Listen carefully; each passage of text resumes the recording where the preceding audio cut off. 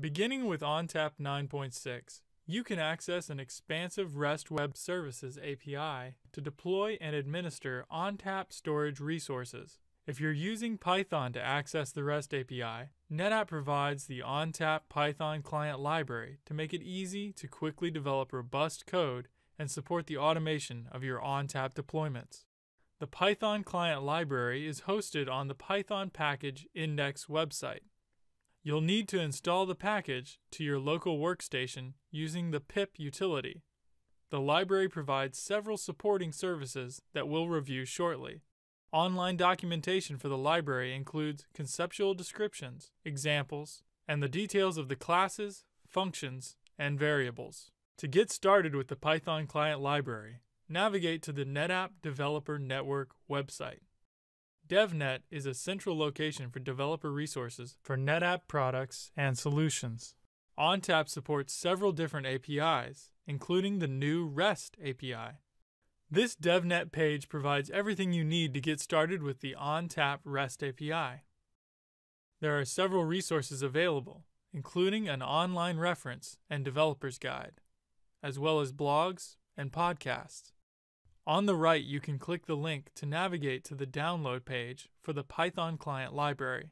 Here is the PyPI project page for the ONTAP Python client library. The name of the package is NetApp ONTAP. The version is based on the associated ONTAP version and a minor version for the package within the ONTAP release. On the left is a link to online documentation. There is also a list of prerequisites and the basic installation instructions. Before we install the library, let's review the major features. Host connections. You can configure a connection to an ONTAP system one time and then reuse it for subsequent operations. There are 3 connection scopes available, and you can create multiple connections to different hosts as needed. Asynchronous processing and jobs.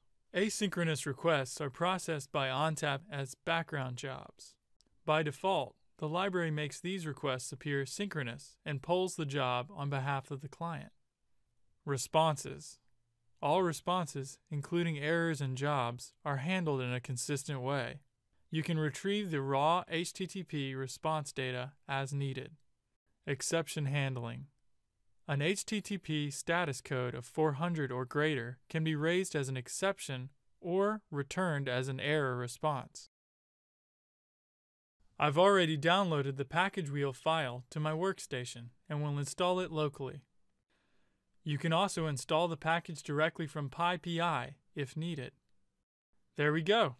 The package is now installed and ready to use. Let's take a look at a simple script that retrieves the ONTAP cluster configuration to a local Python cluster object, and then prints the cluster version. The first 3 lines import the modules from the package required for the script. You can optionally disable the warning message when ONTAP uses a self-signed certificate. This is a new connection to our ONTAP system, including the IP address and credentials. Here we can set the new connection as the global default for all calls in the script. This is one of the 3 scopes for a host connection. The local cluster object represents the ONTAP cluster as exposed through the REST API. Calling the GET function on the cluster object sends the HTTP GET request to ONTAP. The cluster configuration is returned and stored in the local object. Finally, we print the cluster version from the local object.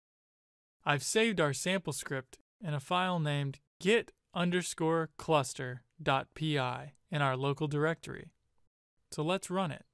As you can see, the script completed and displayed the version of the cluster. The ONTAP Python client library is based on the popular Python language and is easy to install and use. It was created by the NetApp ONTAP development team to provide a solid and reliable foundation for writing robust code for your automation tasks.